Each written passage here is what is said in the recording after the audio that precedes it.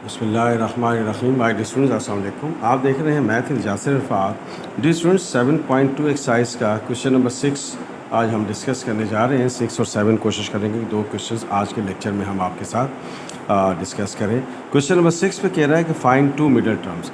अगर आपको याद हो तो हमने आपको बताई थी बात कि अगर पावर इवन हो तो उसकी एक मिडल टर्म होती है और अगर पावर ऑड हो तो उसकी 2 मिडल टर्म्स होती हैं। और ऐसा क्यों होता है ये हम आपको बता चुके हैं। आइए आप फिर एक दफ़ा आपसे ये शेयर करते हैं। जैसे देखें, आपके पास ये है a प्लस बी का होल क्यूब। अगर आप बाइनोमियल लगा के इसको एक्सपेंड करेंगे तो इसका आंसर क्या आएगा? a cube plus 3a square b plus 3ab square plus b cube. Power क्या थी? 3। नंबर ऑफ़ टर्म्स कितनी है? 1 2 3 4। यानी कि अगर पावर ऑड है तो नंबर ऑफ़ टर्म्स कितनी आएंगी? इवन आएंगी। तो जब नंबर ऑफ़ टर्म्स इवन होंगी तो मिडिल टर्म्स 2 होंगी। क्यों? कि जब हम बाइनोमियल को एक्सपेंड करते हैं तो total number of terms n+1 होती हैं। तो पावर अगर इवन हो तो हम जब उसको एक्सपेंड करेंगे तो वो टोटल टर्म्स ऑड हो जाएंगी, तो उसके दरमियान में एक नंबर आएगा। ठीक है। इसी तरह से अगर पावर इवन ऑड है तो नंबर ऑफ़ टर्म्स इवन होंगी तो फिर दरमियान में 2 मिडिल टर्म्स आएंगी। ठीक है स्टूडेंट्स, तो ये आप जहन में रखिएगा। तो अब आइए हम क्वेश्चन की तरफ चलते हैं। क्वेश्चन में कह रहा है फाइंड 2 मिडिल टर्म्स। वो अगर ना भी कहे तब भी आपको चेक करना है कि अगर पावर ऑड है तो 2 मिडिल टर्म्स होंगी और पावर इवन है, पावर ऑड है तो 2 मिडिल टर्म्स होंगी और पावर इवन है तो 1 मिडिल टर्म। तो अब आइए, यहाँ पर 2 मिडिल टर्म्स है तो फर्स्ट मिडिल टर्म क्या होगी?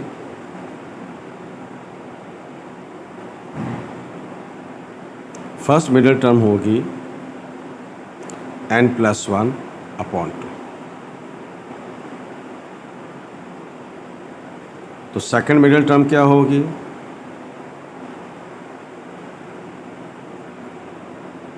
n+3/2। ये ख्याल रखना है। ठीक है। तो अब आइए पहले 2 मिडिल टर्म्स निकालेंगे और फिर उनकी हम वैल्यूज़ को एवेल्यूएट करेंगे। तो अब आइए फर्स्ट मिडिल टर्म निकालते हैं हम।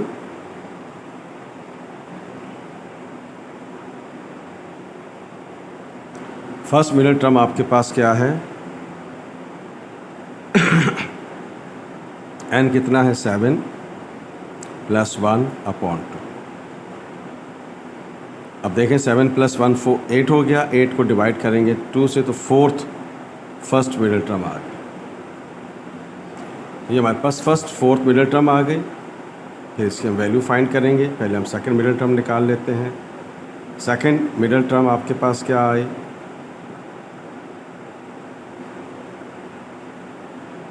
n+3/2। तो ये हो गया 7 + 3/2।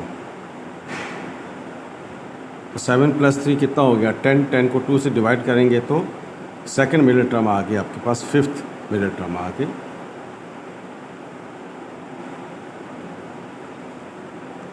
तो अब आइए स्टूडेंट्स फर्स्ट मिडिल टर्म के लिए चलते हैं। पहले तो आप लिख लें कि a क्या दिया हुआ है?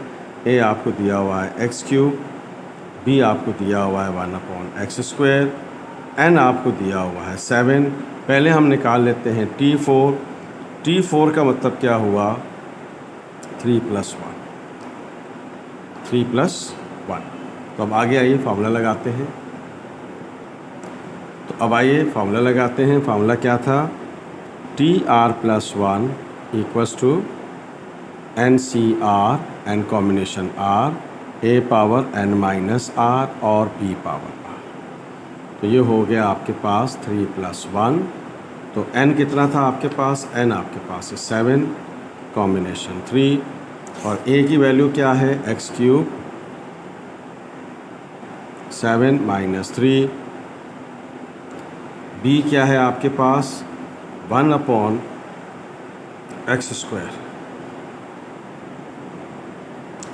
और पावर 3, क्योंकि r आपको क्या दिया हुआ है? 3 दिया हुआ। तो अब आप देखें स्टूडेंट्स 7 कॉम्बिनेशन 3, ये आपके पास निकाल लेते हैं। 7 कॉम्बिनेशन 3, तो आंसर आ गया 35। ये आपके पास आ गया 35। ये हो गया x3। 7 में से 3 निकल गया, 4 बच गया। 1/, अब 3 2 = 6, पावर के ऊपर पावर आ जाए तो मल्टीप्लाई हो जाता है। तो अब आप देखिए स्टूडेंट्स, ये हो गया 4 3 = 12।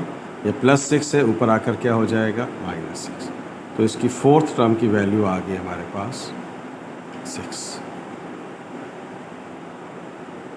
सिमिलरली इसकी फिफ्थ टर्म निकाल लेते हैं, डायरेक्ट फार्मूला लगा देते हैं 4 + 1। तो ये क्या हो जाएगा 7 कॉम्बिनेशन 4, बाकी सब चीज़ें तो सेम हैं, वैल्यूज़ में फ़र्क पड़ जाएगा। x³ है, 7 - 4 हो जाएगा, 1/x², b की वैल्यू सेम, पावर 4 हो जाएगा। तो 7 कॉम्बिनेशन 4 क्या होगा, 7 कॉम्बिनेशन 4 होगा 35।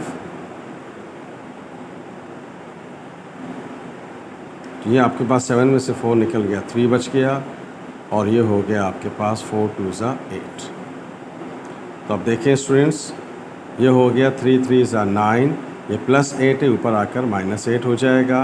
तो ये मेरे पास इसकी फिफ्थ टर्म आ गई 35x। तो अब आप देख रहे हैं हमारे पास 2 मिडिल टर्म्स आ गई। फोर्थ क्या थी, t35x⁻6, और फिफ्थ टर्म आ गई जो कि सेकंड मिडिल टर्म कहलाएगी, इसको हम कहेंगे 35x। आइए इसके सेकंड पार्ट पे चलते हैं। ओके स्टूडेंट्स, तो अब आपके पास n क्या है 9, तो फिर फर्स्ट मिडिल टर्म का फार्मूला क्या है,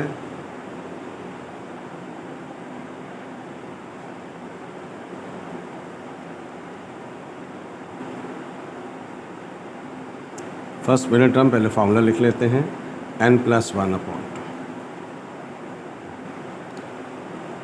तो सेकंड मिडिल टर्म क्या हुई हमारे पास,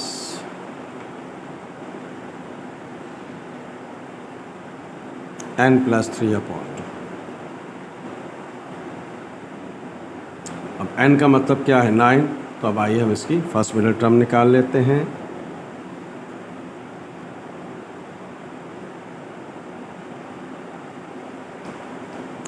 तो फर्स्ट मिडिल टर्म आपके पास आ गई 9 + 1/2। तो अब देखें स्टूडेंट्स, 9 + 1 का मतलब क्या हुआ, 10, और 10 / 2 क्या हो गया 5। तो इसका मतलब है कि इसकी फर्स्ट मिडिल टर्म जो है वो क्या है, फिफ्थ मिडिल टर्म इसकी। अब इसकी हम सेकंड मिडिल टर्म निकाल लेते हैं। शो करना ज़रूरी है, अंदाजे से नहीं लिखना है। तो ये हो गया आपके पास 9 + 3/2। तो 9 + 3 12 हो गया, 12 / 2 6 हो गया। तो इसकी सिक्स्थ मिडिल टर्म आ गई सेकंड। द सेम सिचुएशन वैसे ही दोबारा करेंगे। ए आपको क्या दिया हुआ है 2b, b आपको क्या दिया हुआ है -b²/4, और n आपको क्या दिया हुआ है 9। तो पहले फिफ्थ टर्म निकाल लेते हैं। तो फिफ्थ टर्म का मतलब क्या हुआ 4 + 1,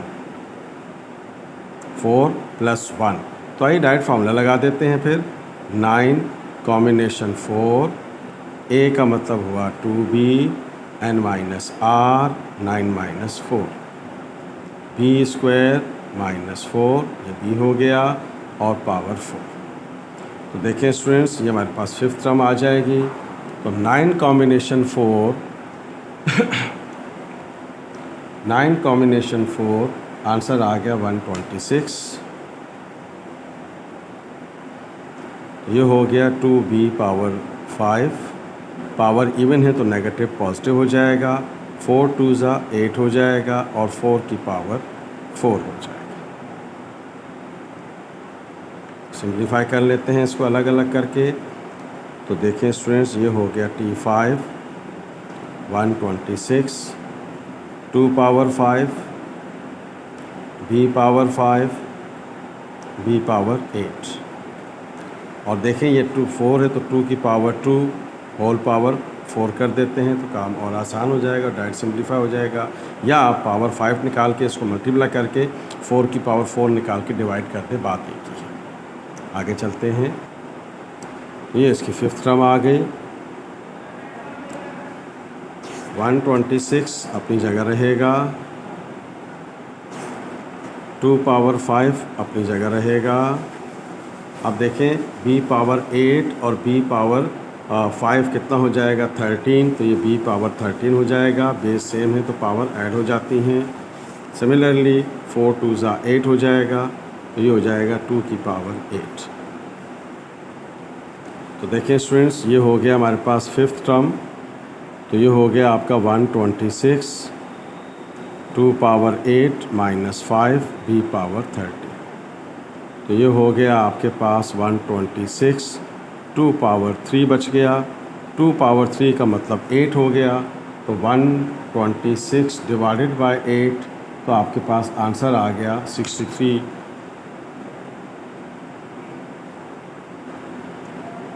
अपॉन 4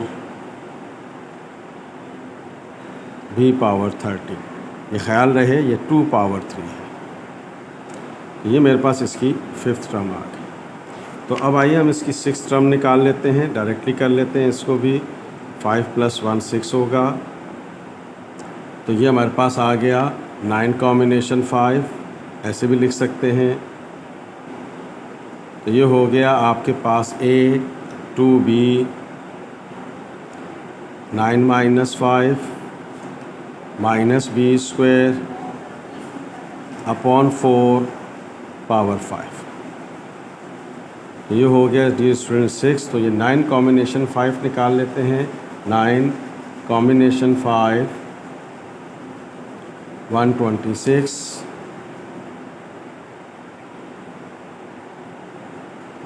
ये हो गया 2b पावर 4। तो ये हो गया आपके पास पावर ऑड है तो नेगेटिव नेगेटिव ही रहेगा। 5 2 ज़ा 10 हो जाएगा और 4 की पावर 5 हो जाएगा। तो देखिए स्टूडेंट्स, ये हमारे पास आ गया 126 2 power 4 b power 4 into minus b power 10 और 4 पावर 5। अब आप गौर से देखिएगा स्टूडेंट्स, एक स्टेप बचा लेते हैं। ये 2 पावर 4 और ये 2 पावर 5, इसको मल्टीप्लाई करके भी कर सकते हैं। चलें एक स्टेप और कर लेते हैं, नो प्रॉब्लम। तो ये हो गया 2 पावर 4, ये प्लस माइनस माइनस हो जाएगा। b power 4 b power 10 b power 14, ये हमारे पास इसको अलग अलग कर लिया। और इसको मैं कर लेता हूँ 2 स्क्वायर पावर 5। तो ये 5 2 ज़ा 10 हो जाएगा। तो अब आप देखें स्टूडेंट्स कि आपके पास सिचुएशन थोड़ी सी और बेहतर हो गई। तो ये हो गया आपके पास T6 is equals to minus 126 b power 14 और ये 2 की पावर 10 हो गया और ऊपर से 4 नीचे आकर माइनस हो जाएगा। तो ये हो गया आपके पास T6 minus 126 2 power 6 into b power 14। तो अब 2 पावर 6 मीन्स 64। 2 2 ज़ा 4 4 2 ज़ा 8। अभी चेक कर लेते हैं। 2 2 ज़ा 4 4 2 ज़ा 8। ये हमारे पास आ जाएगा 64 आ गया, बिल्कुल सही। तो ये T6 आ गया माइनस 126 अपॉन 64 b पावर 4। तो हम इसको डिवाइड कर देते हैं। 126 को डिवाइड कर देते हैं 64 से। ये आ गया 63 अपॉन 32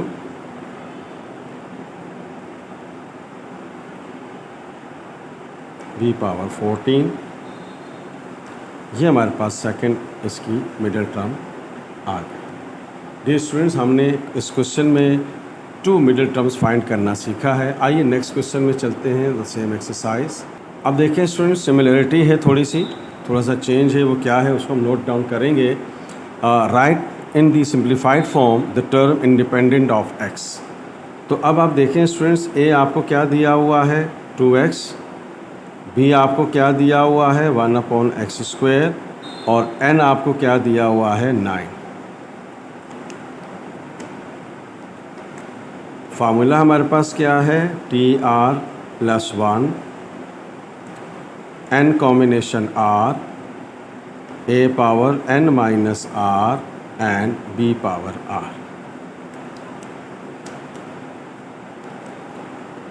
तो r हमें नहीं मालूम, एक मुख्तलिफ टेक्निक से हम फाइंड करेंगे। n का मतलब क्या है 9 कॉम्बिनेशन r। a का मतलब क्या है 2x that is 9 minus r। b का मतलब क्या है 1 अपॉन एक्स स्क्वायर r। अब जो आपको क्वेश्चन दिया हुआ है इसको आपने पहले सिंप्लीफाइड फॉर्म में लिखना है। सिंप्लीफाइड फॉर्म का मतलब क्या है कि x को सिंगल बना के लिखना है, तो हमारे पास r की वैल्यू आ जाएगी। तो अब आप देखें ये हो गया 9 कॉम्बिनेशन r, तो ये हो गया 2 पावर 9 माइनस r, ये हो गया x पावर 9 माइनस r। इसको हमने अलग अलग कर दिया। 1 के ऊपर कुछ भी हो 1 1 होता है, x की पावर 2 है, ये r है तो क्या हो जाएगा 2r। ये प्लस 2r इधर आकर क्या हो जाएगा माइनस 2r। ये हो गया 9 combination r, 2 power 9 minus r, x power 9 minus r minus 2r।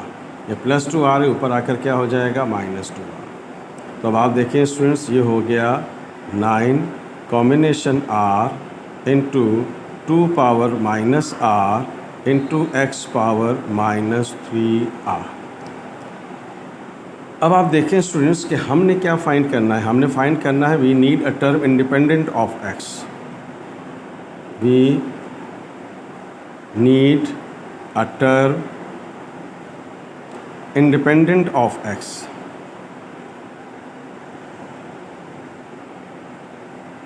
Independent of x का मतलब क्या है कि यहाँ जिस x को आपने सिंप्लीफाइड फॉर्म में लिखा है इसको ज़ीरो की इक्वल ले लें, क्योंकि x की पावर ज़ीरो क्या होगा 1 होगा, तो ये इंडिपेंडेंट हो जाएगा। इंडिपेंडेंट का मतलब है x should be vanish, x क्या हो जाना चाहिए ख़त्म हो जाना चाहिए।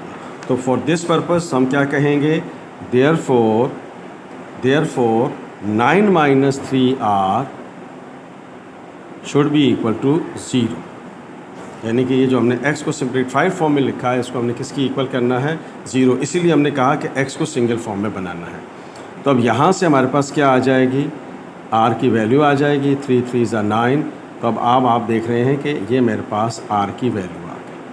तो अब दोबारा लिख लेते हैं, tr + 1 था, 9 कॉम्बिनेशन r था, फिर क्या था 2 पावर 9 माइनस r था, और x की पावर क्या था 9 माइनस 3r। तो अब r आपके पास क्या आ गया 3, तो ये हो गया 9 कॉम्बिनेशन 3, ये हो गया 9 माइनस 3, और चूंकि ये x की पावर 0 कहा था हमने तो ये इंडिपेंडेंट हो जाएगा। तो ये मेरे पास इसकी फोर्थ टर्म आ जाएगी 9 कॉम्बिनेशन 3 84।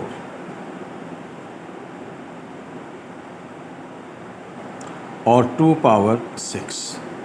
तो अब आइए 84 को हम मल्टीप्लाई कर देते हैं 2 पावर 6 से, तो ये मेरे पास आ गया 5376। इसका आंसर आ गया 5376। So this is the fourth term which is the independent of x, जो कि x फ्री होगी। आइए इसके सेकंड पार्ट को शेयर करते हैं आपसे। ओके स्टूडेंट्स, सेकंड पार्ट देखते हैं इसका। We need a term of independent of x here. तो अब a आपको क्या दिया हुआ है 2x, same situation hair. b आपको क्या दिया हुआ है 5/x, और n आपको क्या दिया हुआ है 6। फार्मूला क्या है हमारे पास tr + 1 n combination r, a power n minus r, और ये हो गया b power r। So this is here tr + 1, n का मतलब हो गया 6 कॉम्बिनेशन r हम फाइंड करेंगे उसी मेथड से जैसे हमने पीछे डिस्कस किया, 2x पावर 6 माइनस r, और b का मतलब क्या हुआ 5/6x पावर r। तो हमने क्या कहा, x को आप सिंप्लीफाइड फॉर्म में लिखेंगे, मतलब x को आपने सिंगल फॉर्म में लिखना,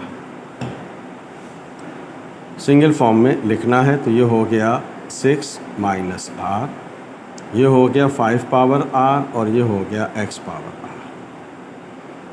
तो अब आप देखें स्टूडेंट्स, ये हो गया 6 कॉम्बिनेशन r, 2 6 माइनस r, ये हो गया x 6 माइनस r। अब ये प्लस r ऊपर आकर क्या हो जाएगा minus r।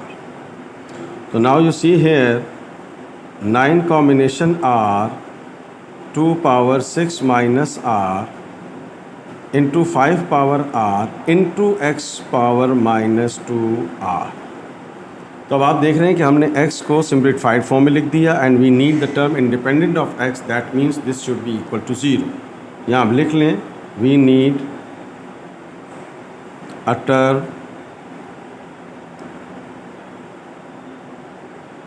independent of x.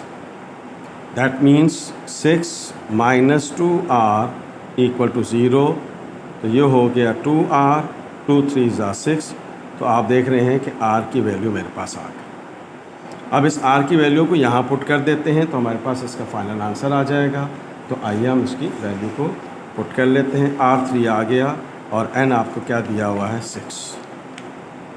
तो अब आइए हम देखते हैं t r हमने निकाल लिया 3 + 1,